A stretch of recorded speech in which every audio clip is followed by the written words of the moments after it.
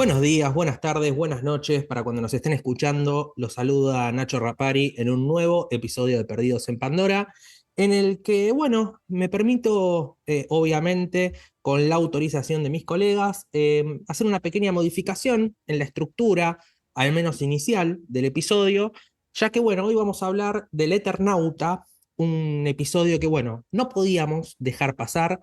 La audiencia lo está pidiendo, el momento lo está pidiendo, y bueno, creo yo que mientras que estamos, qué sé yo, transitando un fenómeno como este, es imposible que en un podcast en el que nos dedicamos al cine, pero bueno, a veces también dedicamos un espacio a las series, como lo hemos hecho con Adolescencia, creo yo que no podemos ignorar lo que está pasando con el Eternauta.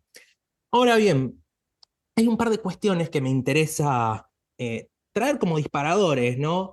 Antes de que nos metamos de lleno en lo que nos pasó con la serie, y que tiene que ver un poco con dos cuestiones, ¿no? Una es cómo vivimos determinados sucesos o fenómenos como argentinos, ¿no? Como pueblo. Desde la asunción en el año 2013 del Papa Francisco, la muerte hace muy poquito del Papa Francisco, el fenómeno Franco Colapinto, por decir algo reciente, la Copa del Mundo en el 2022 y ahora el Eternauta, un proyecto audiovisual que, bueno, en algún momento se pensó que nunca se iba a ver, un proyecto que, dicho sea de paso, tenía el gran desafío de adaptar la historieta más importante de la historia argentina y quizás quien te dice de Latinoamérica, y que hoy ya lo ha hecho al menos en una primera temporada, ya que confirmaron en los últimos días que va a haber una segunda temporada también. Y bueno, la historia, el final del episodio 6 claramente deja esa continuación abierta, ¿no? Pero lo que me interesa preguntarnos es, o que nos preguntemos, mejor dicho, si este fervor que tenemos ante determinadas situaciones, como ahora el estreno del Eternauta, es un tanto ciego, ¿no? Si nos nubla la vista a la hora de tener que juzgar la obra. Obviamente este fervor no solamente está intrínsecamente relacionado con el patriotismo, con el amor, con el hecho de decir, loco, hicimos una maravilla, todo el mundo está hablando de nosotros, hicimos algo que no creíamos que pudiéramos llegar a hacer, entonces eso me parece que no da que lo critiquemos. Por más que haya cosas que no nos encanten del todo, porque a veces incluso intentamos convencernos de que algunas cositas que quizás creemos que no están bien, en realidad nosotros las estamos viendo mal. Y hasta creemos que está mal que no nos gusten.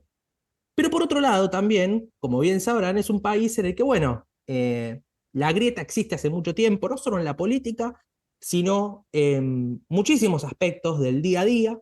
El Eternauta esto también lo trae a colación, porque bueno, a ver, también tenés gente que dice, no, loco, esto no tiene nada que ver con Argentina, esto es Netflix, esto es privado, una burrada galopante, pero tenés los que la dicen.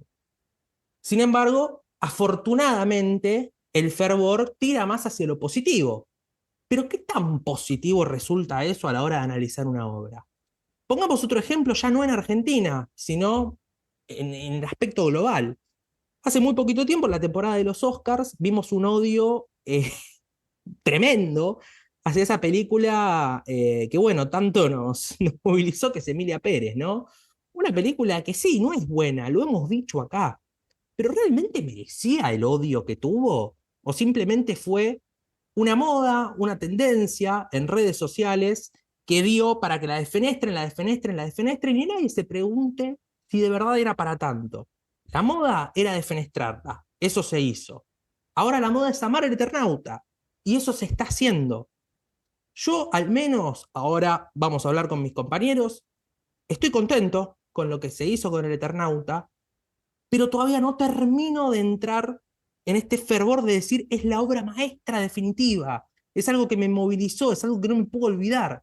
Lamentablemente me fui olvidando de la serie con el transcurso de los días, más allá de que estoy disfrutando muchísimo todo el fervor, todo, que se hable tanto, que estemos en la cima del mundo, pero en definitiva hay que hablar y va a ser complicado porque ya se ha dicho muchísimo, pero muchísimo del Eternauta.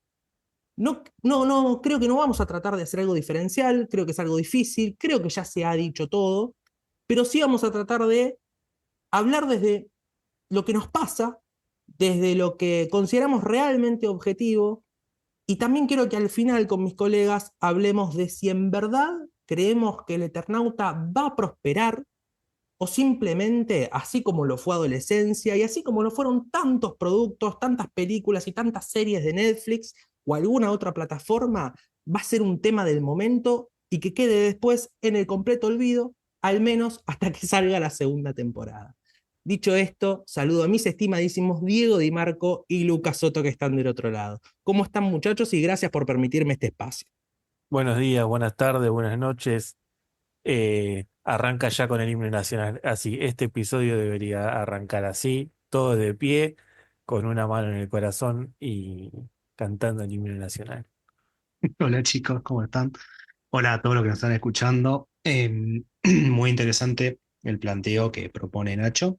Así que bueno, este capítulo vamos a recorrer lugares comunes sobre todo lo que se está hablando, pero también nos vamos a atrever a pensar un poco la serie, más allá de admirarla, más allá de alabarla, porque bueno, para eso estamos, la verdad.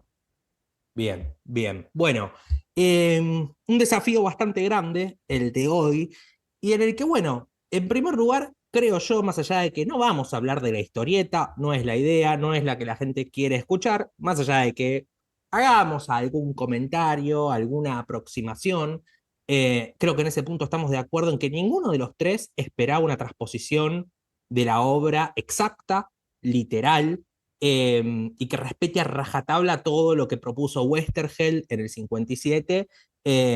Así que bueno, muchachos, quiero preguntarles, primero arranco por vos, Lucas, ¿cuál fue tu primer contacto con el cómic? ¿Qué te generó en su momento? ¿A qué edad lo leíste, si te acordás? Yo al menos en mi caso, y ahora lo voy a hablar con Diego, es un cómic que creo que al igual que muchísimas personas hasta que se enteraron de que la serie iba a salir, no habían tenido ningún tipo de contacto. Bueno, yo lo leí. Estoy hablando, tendré entre 13 y 15 años, que lo leí en la secundaria. Tuve mucha suerte de tener una bibliografía bastante interesante Buena y reconozco que secundaria, me ha loco. tocado. Sí, al menos esa parte. Este,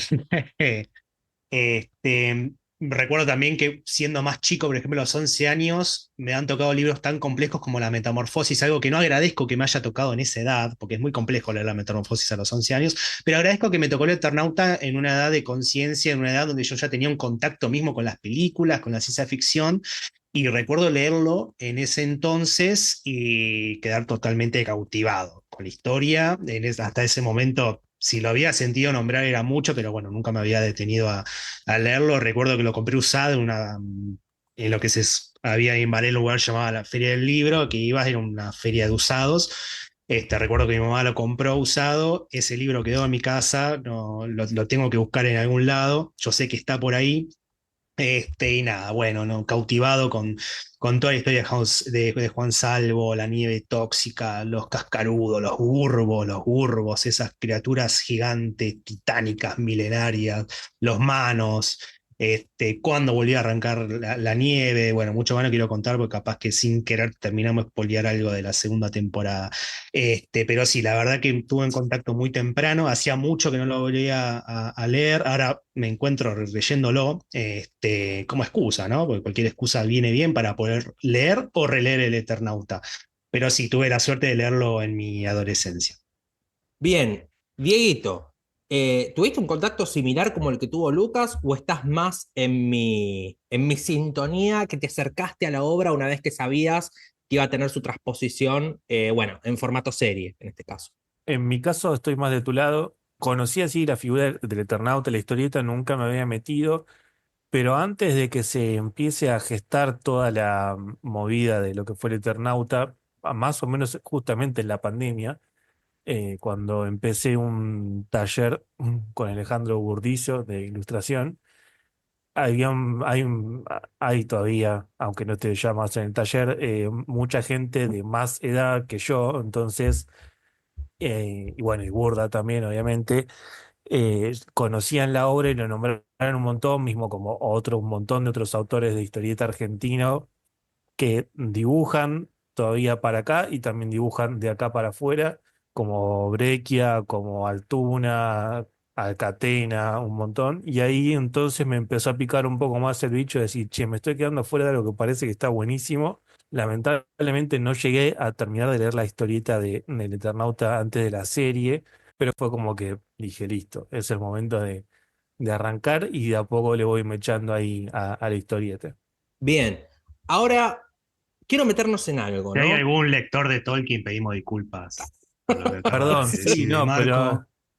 Una desubicación, hermano, ¿qué querés que te diga? sí, sí, ya lo sé, mal de mi parte, Bueno, Está pero bien, igual prefiero la sinceridad, prefiero la sinceridad. bueno, Está a bien. ver, es una época multitasking, a veces es complicado, pero bueno. Me quiero meter con otro asunto ahora, ¿no? Tema transposición. Yo les pregunto a ustedes, a ver, en ese sentido, qué piensan, ¿no? Porque, bueno, a ver, acá tenemos un popurrí de casos, ¿no? Tenemos el caso de Lucas, que fuiste una persona que leyó la obra original en su momento. Tenemos mi caso, que no lo dije, pero antes de que salga, leí casualmente hasta el momento en el que termina la primera temporada, o sea, no lo terminé y bueno, después el caso de Diego, que fue teniendo el contacto en este momento. ¿Ustedes qué piensan? ¿Está bien el hecho, por ejemplo, de que lo hayan traído a la actualidad? El hecho de que ese primer momento que transcurría en el chalet de Juan Salvo en Vicente López se haya reemplazado por la casa de Favali, que el personaje de Juan Salvo haya tenido que salir a buscar a su hija en vez de salir para tener un primer contacto con la invasión, como es en la obra original. ¿Cómo se llevan ustedes con estos cambios? ¿Creen que han sido riesgosos, que han estado bien puestos o que han tendido más a adaptarse a lo que propone Netflix, ¿no? Que de alguna u otra manera es la que decide las riendas del asunto en este caso? en mi caso, la primera escena en la serie sí me chocó un poco. Creo que fue lo único que sentí que en el momento me chocó, pero por una cuestión por ahí más de... no tuve feeling con la actuación que vi en la primera escena. Y yo creo que en definitiva en la historieta Oesterheld empezó a contar un poco también lo que pasaba en su actualidad. Digo, y acá en cierta forma no lo veo mal que lo hayan adaptado, porque pensemos que si no, los años 50 es como que hay demasiada brecha para atrás. Pasaron No muchísimas obstante, cosas, dicho sea de paso, desde el muchísimas 57 a esta cosas. parte. No obstante, no dudo sin ningún tipo de certeza de que no haya estado en la mano justamente De la N de roja. Netflix ahí metida. Es Bien, así. bien, Luquitas. Y mirá, no les voy a mentir, cuando se anunció por primera vez que se iba a hacer la adaptación y que iba a ser en la época actual, un poco de ruido me hizo. Tal vez también porque yo ya tenía un contacto previo con la obra, bien conocido que, bueno, una obra que se dio en hora cero entre el 57 y el 59, plena Revolución Libertadora, golpe de Estado Perón, digamos, es una novela que está muy cargada de lo político. Entonces, cuando te dicen que va a estar ambientada en la actualidad, decís, uy, bueno, claramente hay una mano, ¿no? De la productora, decir, bueno, tratemos de despolitizar lo más que se pueda y hacer una serie que tal vez que se centre más en los hechos de la trama y ya. Cuando veo la serie completa, cuando veo que aún así hay una bajada política, no directa, pero sí hay algo que nos conecta a todos, mismo también teniendo en cuenta que el personaje de Juan Salvo acá en la adaptación de Netflix es un excombatiente de Malvinas. O sea, tenemos personajes que son politizados y personajes que tienen una bajada política propia. Entonces, la verdad que después del primer capítulo me olvidé completamente de ese miedo que tenía en un principio de decir, che, ¿qué pasaría si no porque necesariamente necesita que sea una serie política, sino porque parte del Eternauta, la obra original, es una obra política, si se lo quiere analizar a grosso modo. Y tenía miedo de que se centre solamente en los hechos que la hacían de ciencia ficción y nada más. Así que bueno, nada, ni bien vi el primer capítulo, dije, creo que el foco que tomaron me pareció más que correcto. Y después, obviamente, por una cuestión de producción, o sea, una cosa es tener que ambientar la Buenos Aires Nevada actual, otra cosa es tener que ambientar la Buenos Aires Nevada de 1957, o sea, Es como un quilombo de producción que es interminable, con dialectos de la época. A ver, el Eternauta está escrita en neutro. Obviamente no iban a hablar así en otros personajes, pero bueno, creo que iba a conllevar un montón de quilombos que no era necesario, la verdad. Bueno, bueno. La realidad es que está bueno lo que decís porque también da lugar al debate sobre lo que finalmente terminó siendo la serie, ¿no? Como bien explicás, o sea, hay un contexto político en el Eternauta y algo interesante es que ese contexto político también, especialmente cuando Westergel empieza a desarrollar esta idea de que nadie se salva solo, surge varios años después de la obra original, ¿no? Westergel ya empieza a desarrollar esto pocos años antes de su desaparición durante la dictadura militar, y bueno, ya con el auge del Eternauta 2, que sí era una obra muchísimo más politizada. Pero bueno, varias cuestiones que va a estar bueno también, en las que va a estar bueno profundizar cuando desarrollemos un poco esto del héroe colectivo y de la preponderancia que tiene en la serie. Pero bien, a ver, vamos un poco con los primeros dos episodios, que quizás al menos en mi caso son los más problemáticos. ¿En qué quiero detenerme?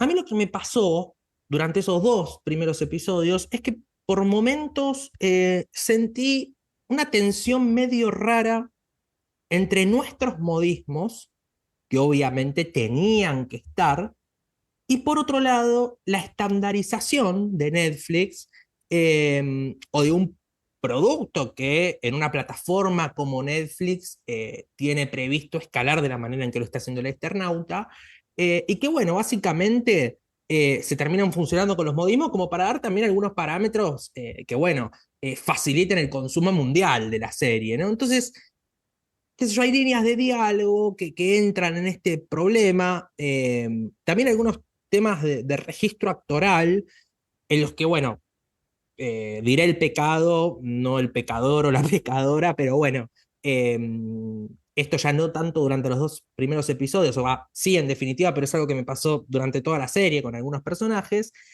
y fueron dos episodios que si bien entiendo que son de introducción, que son de presentación a este mundo que, bueno, de alguna manera empieza a convertirse en un mundo post-apocalíptico. Todavía no es un mundo post-apocalíptico, pero empieza a serlo.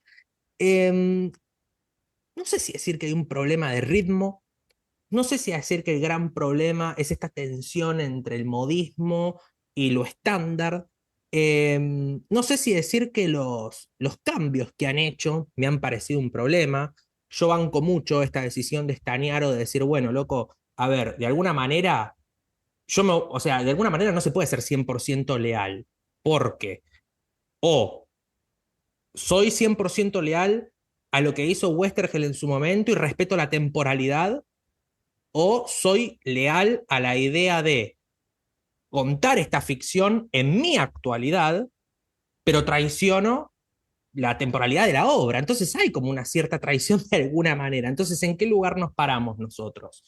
Pero bueno, creo que terminé de entrar, no sé si definitivamente, pero por lo menos cuando en el final del segundo episodio, que me pareció hermoso, está esta frase icónica ya de lo viejo funciona, y bueno, ese temazo del Mató, que es el magnetismo.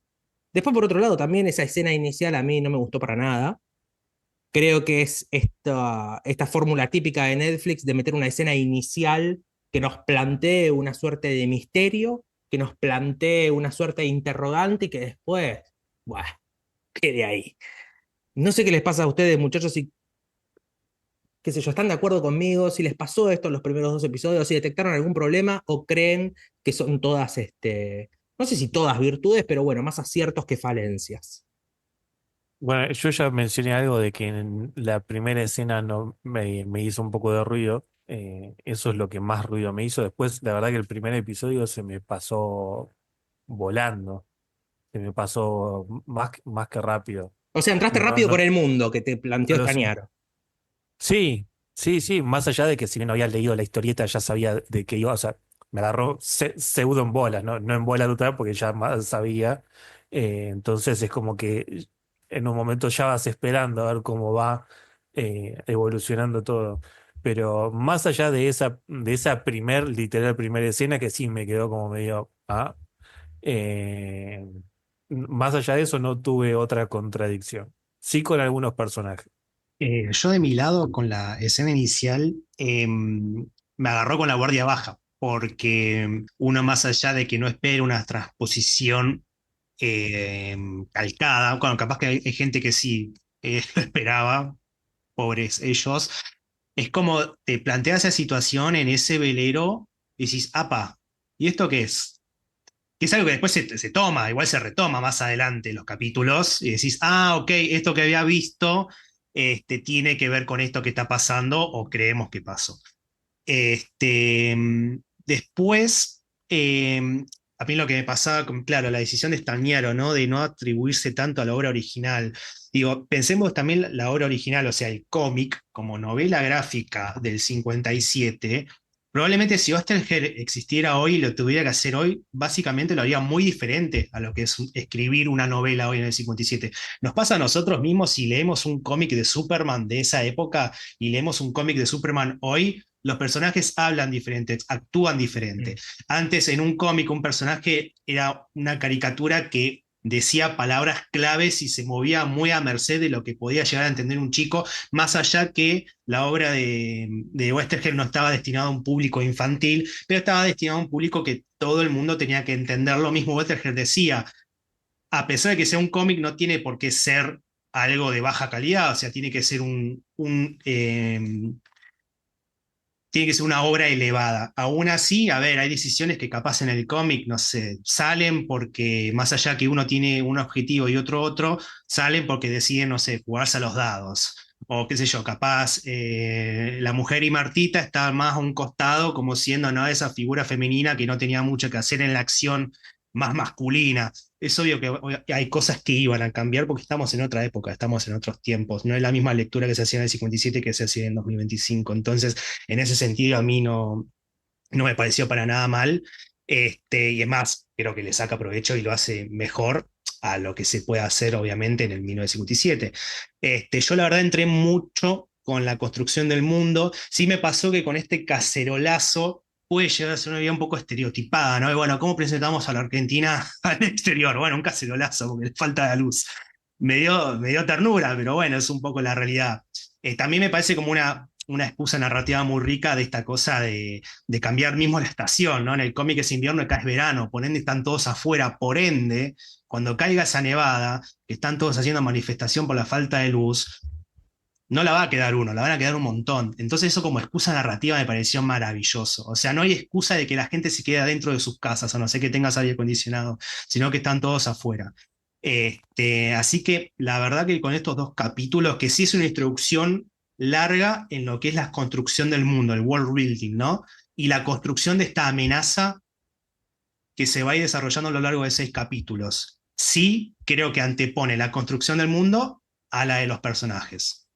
Bueno, a ver, en relación, justo vos también recién traías a colación, Luquitas, la primera escena, ¿no? En el velero. Es una escena de la que se ha hablado mucho, algunos justificando que esa escena haya tenido que estar, otros que, bueno, como bien ha dicho Diego, y me incluyo también un poco en eso, más allá de la construcción de la escena en sí, creen que hay unas cuestiones un poco actorales ahí que hacen un poco de ruido. O mismo esto que pasa de, bueno, la mano de Netflix, ¿no? Esto de que más allá de que está perfecto que Stañaro haya ido por el camino que decidió adoptar, creo que en eso estamos de acuerdo los tres. Yo creo que no hubiera sido satisfactoria la serie si se hubiera limitado a hacer una réplica viñeta por viñeta de la historieta original. Pero bueno, me pesan estas cosas, me pesa esa escena inicial, esa secuencia inicial, así como también en el episodio 3 que ya plantea un punto de giro, en especial en el momento final, cuando tenemos el primer contacto con el cascarudo o con uno de los cascarudos, bueno, en un momento ya bastante trillado, por así decírselo, ¿no? En el que, bueno, parece que dos personajes están relajados y de a poco vamos presenciando la llegada de la amenaza hasta que, bueno, en un momento irrumpe, fin del episodio, después vemos cómo sigue el asunto. Pero bueno, también es una realidad, ¿no? Son distintos lenguajes, no es el mismo lenguaje claramente el de una película o el de una serie al de una historieta. Es otra la época, eso muy bien lo marcaba Lucas hace un rato, motivo por el cual eh, el consumo cambia también, porque no solamente cambiamos por todos los sucesos históricos que han pasado del 57 a esta parte, motivo por el cual Juan Salvo ahora en una decisión que a mí me parece muy acertada, más allá de no tener tanto desarrollo, es un excombatiente de Malvinas. Pero bueno, justamente también cambia la manera en la que consumimos la cultura. Va, no está bien decir consumimos, pero bueno, hay un tema de consumo acá, ¿no? Y estamos poco relacionado con lo que decía el mismo Ricardo Darín cuando salió la serie, que pedía por favor que no se la devoren de un tirón, que es algo que se suele hacer con estas series de Netflix, por todo el tiempo de laburo que llevó. Y bueno, algunos no sé si ponerme en ese caso, no la vi tan rápido, pero creo que la vi bastante rápido, no pude cumplir con lo que pidió Ricardo. Algunos otros, bueno, capaz están logrando ese esfuerzo. Luquitas, te toca un tema complicado, hermano. Tema héroe colectivo, tema personajes, tema grupo, pesan las individualidades, se consolida el grupo. ¿Cómo viviría Westergel este aspecto viendo la serie de Bruno Stagnaro? Muy difícil, como lo vería Westergel. Yo creo que hay una decisión tomada por Bruno y esa decisión es sacrificar en mayor medida la caracterización individual de cada personaje, más allá de que tal vez podemos coincidir en que el personaje de Juan Salvo y Favali son los más desarrollados, o al menos lo que tienen unas características mucho más profundas, no por nada son como un poco la misma cara de la misma moneda, ¿no? Perdón, las dos caras de la misma moneda, o sea, son personajes que chocan muchísimo hasta que encuentran un punto en común. Sí, después tenemos personajes como el de Ana, como el de Lucas, que parecen que están un poco más de acompañamiento, pero en los primeros capítulos pareciera no activar mucho más que ser el companion de estos protagonistas. Después tenemos el personaje de Elena, de Carla Peterson, bueno, unos temas de interpretación, después entraremos en detalle. Yo siento que hay una decisión de sacrificar la caracterización individual y poner a todos estos personajes que tienen características diferentes entre ellos, capaz un poco más estereotipadas que otras, y hacer que el grupo funcione como uno, como el gran protagonista, frente al gran antagonista, que creo que es el mayor fuerte de la serie, que es lo que presenta este mundo distópico, este mundo posapocalíptico, que es el enemigo, ¿no? Que es una pregunta que inicia, que se plantea al principio de la serie, es una pregunta que no se dice literalmente, sino que es el conflicto a cancelar, ¿no? Que es, ¿qué está pasando acá? ¿Quién es el enemigo? Y hacia el final de la serie esta se responde en el clímax de forma directa. Este es el verdadero enemigo. O sea, el camino de estos 6 episodios, recordemos que son 6 episodios, no tienen mucho tiempo de desarrollar las cosas. Entonces, en ese tiempo creo que Estañero decidió tomar a este grupo colectivo, a este grupo de personajes, a ver, es lo que solemos decir un protagonista múltiple, ¿no? Cuando, por ejemplo, no sé, Little Miss Sunshine. Little Miss Sunshine, el protagonista es el grupo. No hay un protagonista único, no es la nena, no es el tío, no es el papá, el grupo es protagonista. Acá pasa lo mismo, el grupo es protagonista. Capaz Juan Salvo, que lidera un poco la batuta, conocemos un poco más de su pasado, le está pasando algo en algunos flashbacks, unos blackouts que tiene, pero el grupo es el protagonista, es el grupo junto el que activa para traccionar la trama. Y yo creo que Estañero decidió enfocarse en eso, como también decidió desarrollar al pie del cañón la amenaza, este antagonismo que empieza con una nieve radioactiva, cuando los héroes logran contraponerse a esa nieve, todos tienen traje, tienen armas, más o menos encontraron dónde quedarse y demás, aparecen los cascarudos, la nueva amenaza. Una vez que los héroes logran más o menos estabilizar esa amenaza, sabemos cómo podemos burlarlos, si nos ven, si no nos ven, dónde les podemos disparar, de repente la nieve para, ¡pum!, los hombres robots, otra nueva amenaza, o sea, es como que la amenaza está latente. Bueno, pero te puedo hacer una Entonces, pregunta, Luquitas. Sí, obvio. Porque vos leíste la historieta, la conocés bien. Y sé que como Diego, al igual que yo, no esperabas una transposición exacta ni que rescate las mismas virtudes. Ahora, vos hablas del grupo, pero ¿no sentís que está todo relegado en Juan Salvo? Pero no porque sea Ricardo Darín. Porque, por ejemplo, el personaje de Favali respeta algunas características que tiene el personaje de Favali en la historieta. Ujú. Básicamente un personaje que está apto para la supervivencia. Sí, Pero más yo acá no frío. sentí, claro, más frío, pero yo Ujú. esa frialdad acá no la sentí. La siento mucho en la viñeta, pero acá no. Es como que sí hay amagues, me pareció a mí. No los terminé de sentir desarrollado. Siento. Retrucámelo. No te lo voy a retrucar, no, esto es la Cantame Real opinión Envido, de loco. cada uno. No, lo que me pasa es, yo siento que está todo en disposición de que este grupo funcione para adelante. A ver, capaz en la historieta dudás hasta de Favali en un momento, decís, che, este se puede dar Re. vuelta. Acá no está eso, pero porque no se busca. O sea, yo no siento que Favali se vaya a dar vuelta. Yo siento que es una persona que sí no coincide con el grupo, que en un momento decís, che, hermano, date cuenta, pero ahí está tal vez la parte más simpática o luminosa de la serie. O sea, en ningún momento yo sentí que Stagnaro me quiere poner en jaque el grupo. ¿Me entendés? Como si lo hace la historieta. En el momento de la historieta pareciera ser un poco un todos contra todos, más allá de que está bien consolidado el grupo. Yo siento acá que Stagnaro dijo, bueno, el grupo va a tener sus pormenores, va a tener sus entredichos, va a tener sus conflictos, pero el grupo va a estar siempre junto. Sí hay peligro de que se separe a partir de que uno u otro muera, como después pasa, bueno, tanto en el cómic como pasa en la serie. Pero bueno, claro, lo que vos decís es correcto, o sea, no te pasa porque yo siento que no está buscado que el Favali de verdad se vaya por su cuenta, ¿me entendés? O de verdad agarre a Ana y se vaya por su cuenta. No está plantado así. Yo creo que es una mirada más optimista del grupo, O en sea, diferencia de lo que vimos en la historieta. básicamente, claro, dirías que es un Favali más luminoso. Exacto. Es un personaje un poco más oscuro que Juan Salvo que los demás, pero él siempre creo que tiene en la cabeza, el Favali de César Troncoso, ¿no?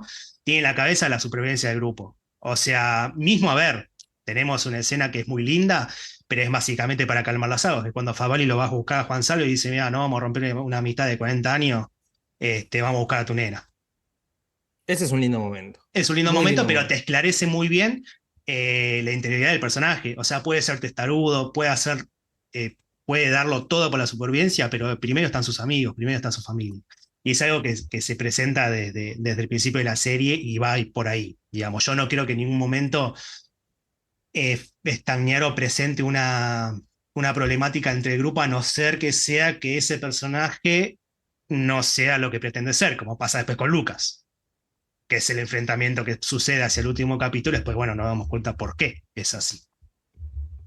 Es que yo creo que Favali vendría a representarnos un poco más a la gran mayoría, ¿no? En esta cosa de que che, estamos todos en la misma, de que esto es un quilombo, no se sabe qué es lo que pasa. Están en su casa, es como que él se siente también un prisionero dentro de su propia casa, pese a que conoce a la gran mayoría, salvo el personaje de, De de Staltari. Walter. ¿Eh? De Staltari. De Staltari, sí, de Walter de Ocupas. Es el único que no conoce. Y entonces es como que tiene esos arranques de decir, che, estamos todos en la misma, pero de repente yo quiero cuidar mi quintita, como quien dice, pero bueno, no. Y es como que está todo el tiempo en ese tire y afloje, que en definitiva creo yo un poco es, supongámonos que nos ponemos en esa situación, la gran mayoría por ahí haríamos. Yo cuido a los míos pero también, bueno, trato de ser, de tener de vivir en grupo, pero como que ese de vuelta hasta que ese momento que él quiebra cuando tiene esa discusión con el personaje de Juan Salvo, que reflexionas probablemente con la almohada y dice, bueno, dale, te acompaño. Por eso yo creo que es como un poco la representación de la mayoría de nosotros.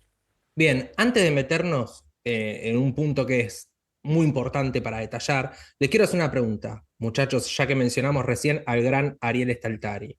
¿Compraron el romance de su personaje con Inga? O sea, Yo porque lo, para mí es algo que se desarrolló en 3 minutos. O sea, en un sí, capítulo es como que no había relación, después pegaron buena onda y después él ya estaba enamorado por completo. Yo lo vi cantado desde el primer momento. Me pareció un poco como que, bueno, tiene que haber un poco de esperanza acá con esto. Bien, Un bueno, eso tenés un punto, tenés un punto. Tenés un Sí, punto. también pasa que en la serie pasa bastante tiempo, no te establecen cuánto, pero pasa un tiempito. Y encima son los dos outsiders, ¿viste? Es como, y terminan encontrando un cariño ahí. Qué sé yo, si hubiera sido más profundizado, capaz me costaba un poco, pero ese besito de despedida fue como, bueno, está Sí. bien, vamos a Sí, ver cuánto lo claro. desarrollan. A ver, no es lo que más me Claro. importa, te soy sincero, No, no, re. me simpatizan mucho los personajes individualmente, no sé qué tanto juntos, pero bueno, fue algo que no me molestó. No fue algo que No, me no, pero desubicó. Fue como, no, bueno. pero lo quería traer porque me pasó eso, porque más allá de que es evidente el salto temporal que hay en la serie, es como que en un momento ya había una relación establecida entre ellos que no terminé de entender muy bien en qué situación se daba, pero nada. O sea, hubo una boludez como para hacer un poco más divertido el asunto. Dieguito, vamos a tu fuerte. Tema estilo visual de la serie, temas, efectos. A ver, acá hay una producción impresionante. Es algo que, como bien dije en esa suerte de editorial inicial, no tiene precedentes en la historia audiovisual argentina, porque más allá de que tenemos maravillas por doquier, una apuesta de estas características no se ha realizado. Entonces, quiero que nos cuentes algunas cositas interesantes como para rescatar de eso, que bueno, sé que has investigado bastante sobre el asunto. Se ha dicho mucho, pero tenemos ganas de escucharlo de la mano del gran Diego Di Marco. Exactamente, se ha dicho mucho y la verdad, en ese aspecto, acá sí, cuando vi la serie me puse en modo espectador y un poco termo en ese sentido, porque ver cómo lograron el diseño de la serie es impresionante. No, no quisiera, pero lamentablemente comparaciones hay que hacer. Digo, acá no se ha hecho, si bien muchas películas, muchas series, novelas, siempre hay efectos visuales, pero nunca fue a esta escala. Recuerdo ahora la escena, por ejemplo, de El secreto de sus ojos, la escena de la cancha, fue toda recreada también con CGI, con gráfico integrado por computadora, con 3D. Después, así, bueno, con Nieve, por ejemplo, en Guacolda, me acuerdo que también, que de hecho, si mal no me acuerdo, la misma productora que es Control Studio, estuvo en la película de Guacolda, pero era como una escena más de un auto que iba pasando, no era tanto. Acá cuando vi la ciudad de Buenos Aires toda nevada, era algo increíble. Y ni hablar cuando empezaron a salir todos estos making of que mismo Netflix había sacado de cómo lo habían hecho. Básicamente utilizaron la misma, una herramienta que se empezó a dar más empuje con la serie de Mandalorian, que es como que muchos actores y actrices siempre se quejaban con el auge de la tecnología, que era, ahora todo era pantalla croma, era pantalla verde, que esto que lo otro. Y bueno, esta tecnología que se llama Video Production, básicamente es como que mezcla la actuación del actor o de la actriz justamente con lo que generalmente se termina viendo en postproducción. Ya al final, ahí es como que tienen todo junto, entonces da como otra sensación y también da una sensación más realista. No voy a meterme mucho con las partes técnicas porque para eso, de hecho, hoy lo hablamos con Nachito, me diste el pie para hacerlo. Hay un canal que se llama Esperando el Render, que le hizo una entrevista muy buena al director de efectos visuales que se llama Ignacio Paul, que es un profesor también en la UNSAM y en otra facultad privada, en otro estudio, instituto privado.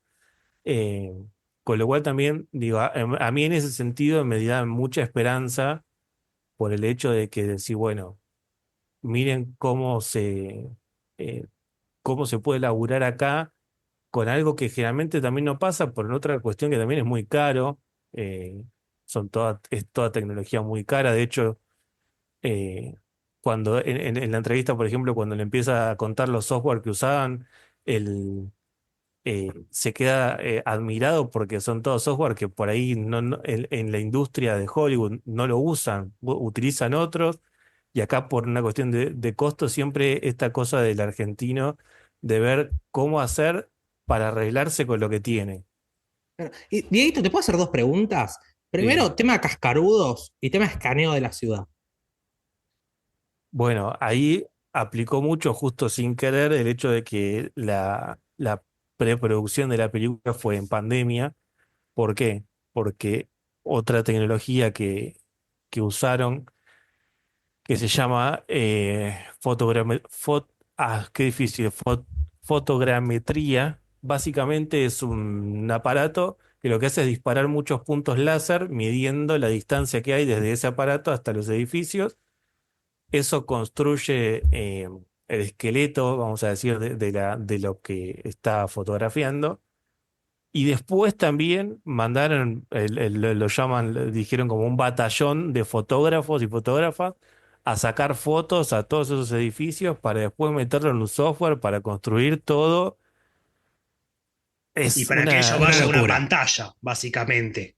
exactamente, Ujú. bueno, eso es una de las cosas que remarcan porque, a ver, no es que esto no se usó nunca, decíamos, en Mandalorian se usó, en The Batman de Matt Reeves se utilizó también, hay en Max también hay un breve making of que se puede ver un poco más también, pero también hay muchos que lo utilizaron y sin embargo no queda igual. Y insisto con esta cosa que contaba Ignacio Paul, de que ellos laburaron y tuvieron tanta prueba y error antes de esto, que ya cuando les llega la producción es como que ya todas esas pruebas que hicieron la tienen un poco más clara, por decirlo, y hicieron que se vea de la forma que se ve con esta, eh, bueno, todos los que salieron a dar cómo se ve la serie, ¿no? Y con respecto a los cascarudos, hay algunas maquetas que se vieron algunas fotos por ahí, pero son en 3D, que fueron modelados por Martín Canale, otro escultor 3D muy conocido también en el ambiente, sobre todo con los que son coleccionables. Y la verdad que se ve increíble. Me hicieron acordar un poco también a los cascarudos de Starship Troopers. No sé si les pasó lo mismo. Hay, Ahora que lo decís, sí, sí, sí, sí, un poco más eh, amables estos cascarudos, porque estos te sí, mueven en bueno, la tela, te mandan a dormir la siesta, los Starship Troopers te sacaban las tripas de Pará, cuajo. y en Starship encima mencionaban Argentina.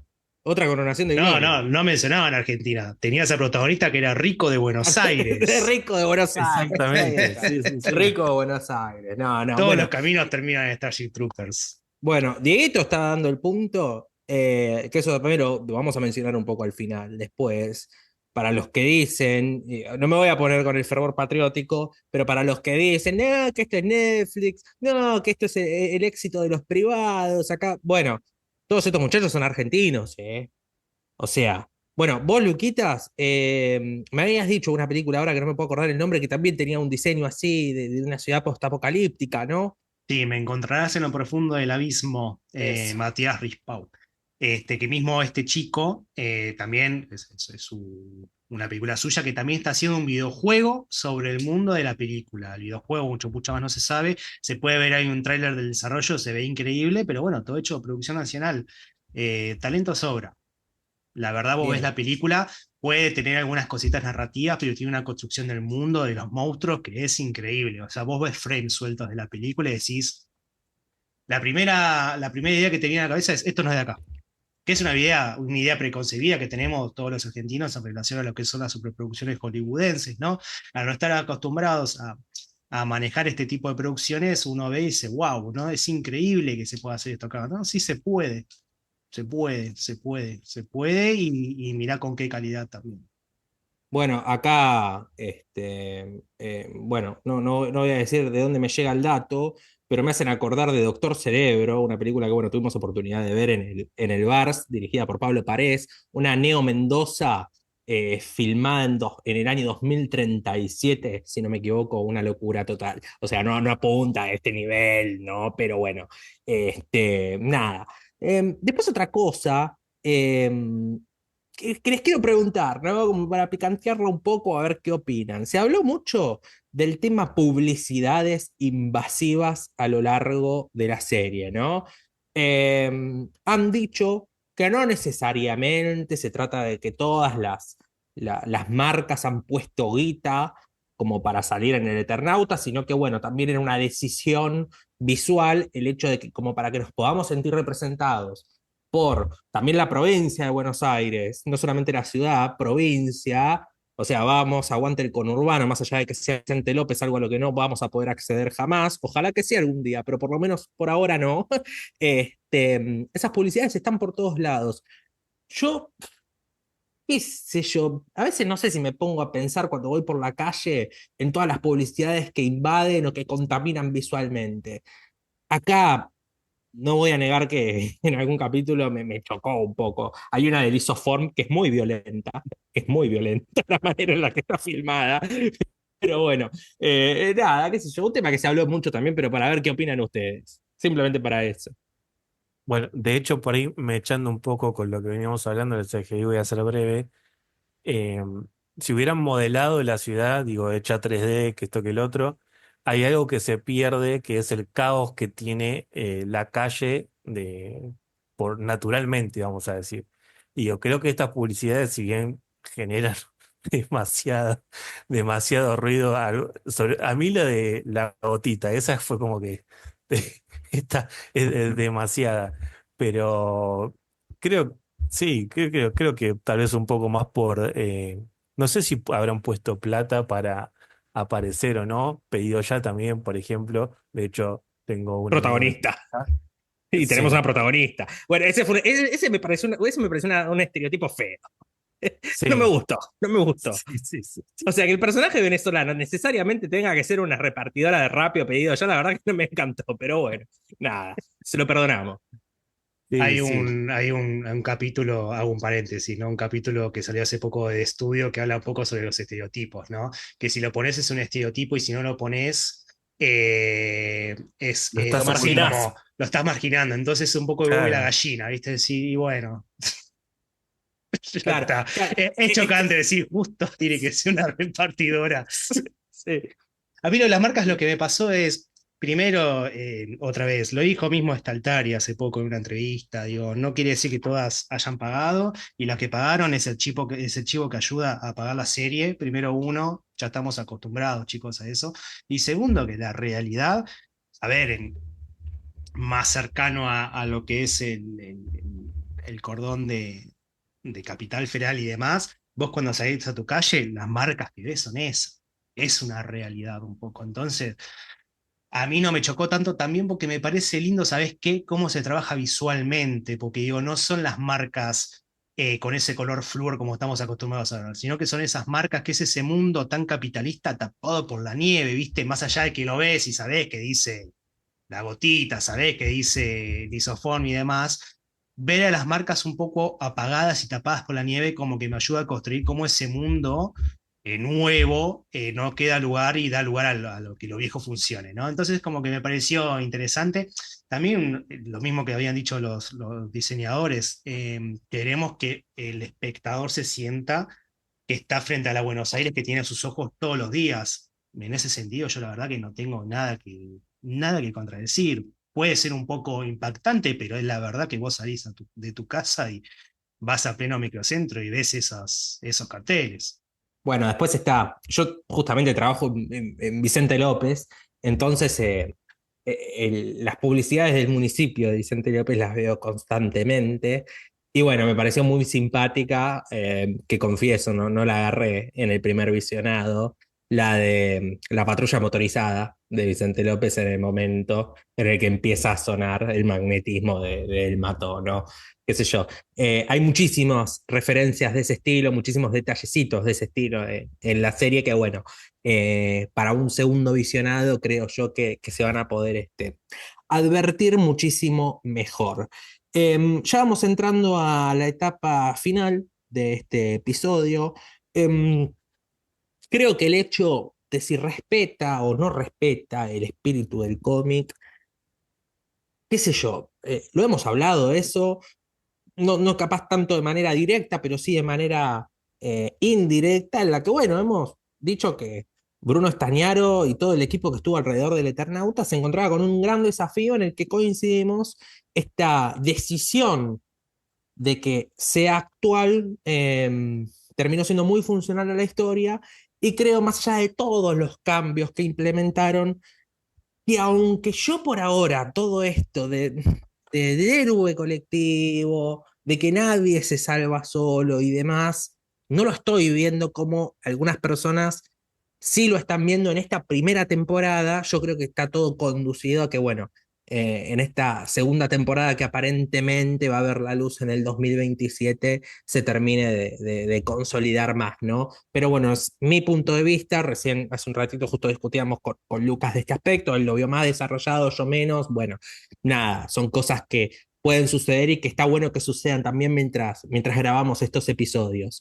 Pero sí me parece interesante, antes de que, bueno, cada uno se termine metiendo en, bueno, esta idea principal con la que abrió el episodio, pensar si es una serie que tiene identidad propia como serie, como material audiovisual independiente, o depende exclusivamente de la influencia de la obra de Westergel, ¿no?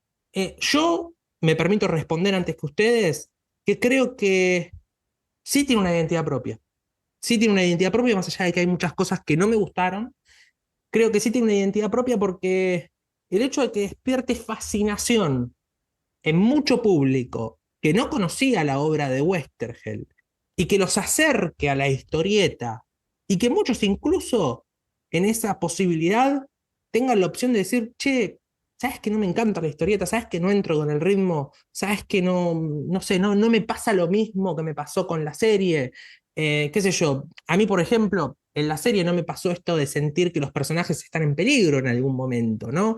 No sé a ustedes si le pasó. En la serie, en la historieta sí.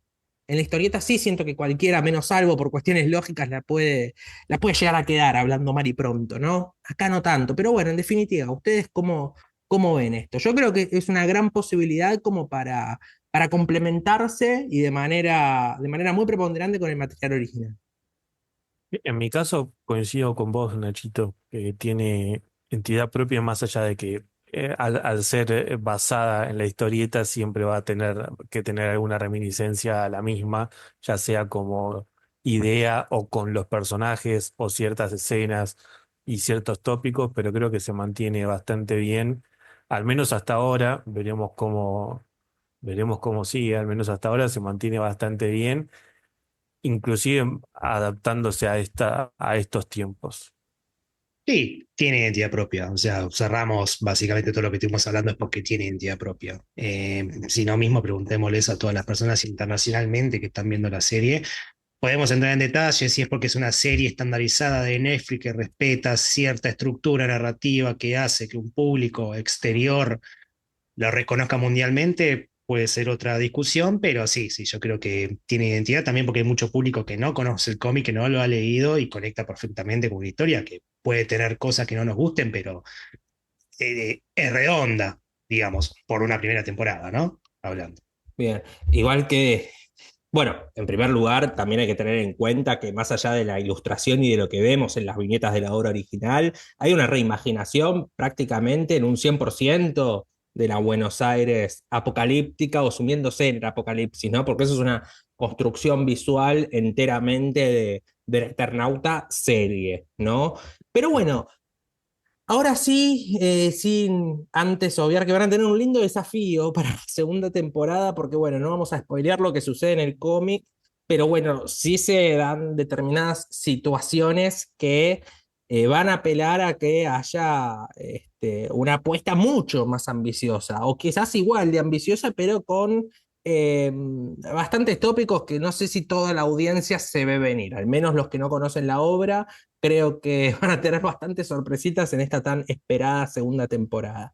Pero bueno, muchachos, como para ir cerrando oficialmente el episodio, quiero que bueno, cada uno tenga la oportunidad de profundizar un poco en esta idea introductoria del capítulo, en la que me pregunto si estamos ante un furor momentáneo, si estamos ante la famosa coronación de gloria que va a perdurar y de la que se va a hablar años, eh, si esto en un mes queda en el completo olvido y recién se va a volver a hablar en una segunda temporada, no sé.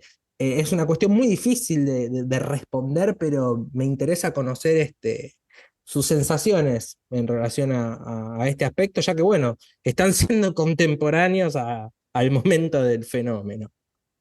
A mí me parece que, a ver, a mí lo que a mí me gustaría es que de repente las comiquerías se llenen, no solo con el Eternauta, sino con buscando un montón de otras obras argentinas, como bueno, también hemos publicado de la de Salvador Sanz, eh, no sé, mismo Carlos Trillo, Altuna, bueno, lo que mencionábamos antes, que también dé lugar el Eternauta sienta bases más allá de la serie para la industria nacional.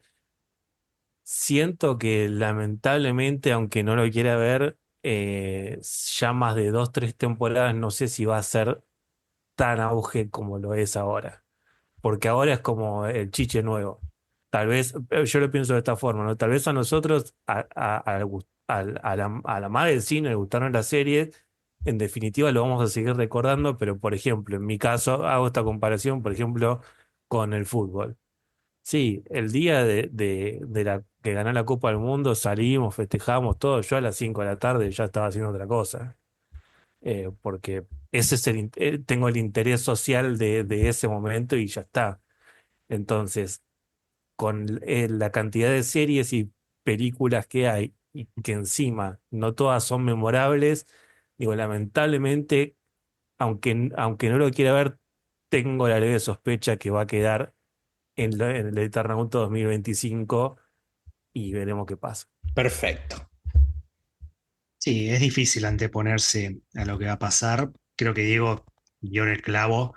Va más allá de Eternauta. Creo que estamos en una época de consumismo de series rápidas. Nos pasó con la adolescencia. En un momento de adolescencia estaba hablando todo el mundo y hoy no está hablando nadie. ¿Es culpa de la serie? ¿Es culpa nuestra? ¿Es culpa de que Netflix te tira la temporada toda junta? ¿Es culpa de que no la terminaste de digerir y ya te anunciaron la segunda temporada? Bueno, en el caso de Eternauta no tanto porque es una cuestión de que no sabemos que la historia esté inconclusa.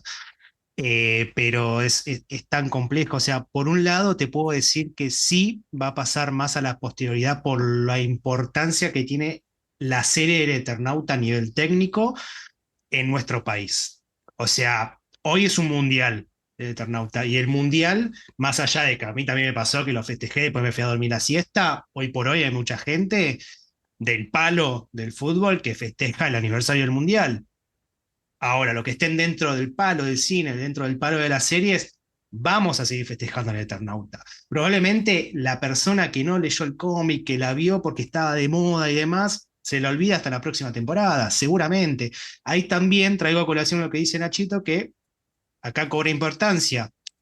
Y lo que dice Dieguito también, ahora es el chiche nuevo, cómo se ve Buenos Aires, los juguetes técnicos, algo que se va a profundizar, si sigue más o menos el hilo del cómic, porque hay algunas criaturas que quedan ahí dando vueltas por presentar, pero bueno, ¿qué pasa con los personajes? Porque los personajes ya los conocemos, y ahí nos vamos a dar cuenta si la gente entró o no entró de verdad con este héroe colectivo, entró con los personajes, se van a fumar una segunda temporada en donde la novedad ya pasó y ahora nos queda solamente el desarrollo de esta trama.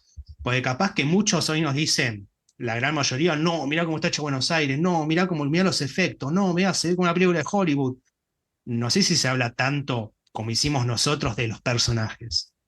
De la idea colectiva de nadie se salva solo, eso ya es medio un eslogan en internet. Entonces ahí ya es como, bueno, la serie se va a enfrentar a esta cosa de, bueno, ya sorprendimos, ahora tenemos que mantener la vara alta, que no solamente lo tiene difícil esta serie, lo tiene difícil un montón de otras series, o series que son súper redondas y capaz que en otra temporada se disponen a ser mucho más profundas y la gente le suelta la mano. Qué sé yo, hoy me gustaría creer que el Eternauta 2025 va a seguir siendo importante, al menos en ciertos aspectos del público. No sé si va a invitar a más gente vaya a leer necesariamente, porque encima el cómic del Eternauta es un cómic que tiene mucho diálogo, muchísimo diálogo, Y bueno, la gente que se morfa la serie en un día no es la misma gente que va al cine a ver una película de 3 horas y media porque se aburre. Menos se va a sentar a leer el cómic de Eternauta. Es muy difícil. Esperemos que sí. Esperemos que mantenga su fervor hasta la segunda temporada y posterior. Bien, me encantaron las opiniones de ambos. Creo que, bueno, al igual que las cosas que he dicho yo en relación a este aspecto, no dan respuestas, es muy complicado dar respuestas o hacer futurología en este caso, pero bueno, yo creo que sí dejamos planteados algunos interrogantes que bueno, va a ser interesantes analizarlos con el paso del tiempo. Por lo pronto fue un desafío grabar este episodio, es un desafío estar en mi lugar, siendo una persona a la que no le gustó mucho la serie.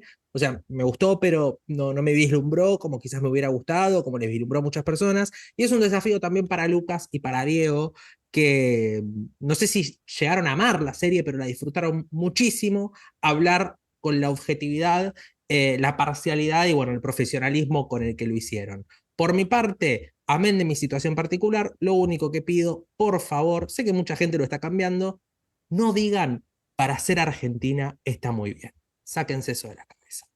Dicho eso, les agradecemos a todos y todas los y las que nos escuchan siempre. Les recordamos que pueden seguirnos en nuestro Instagram, @perdidos en Pandora, también en nuestro canal de YouTube, Perdidos en Pandora, y bueno, los invitamos a que interactúen en nuestras redes, que nos sigan y nos califiquen, tanto en Spotify como en YouTube, donde se pueden suscribir, como para, bueno, ir teniendo las novedades de cada vez que publicamos un nuevo episodio. Así que muchas gracias y nos encontramos la semana que viene. Chau, chau, chau. Chau, chau. Chau, chau.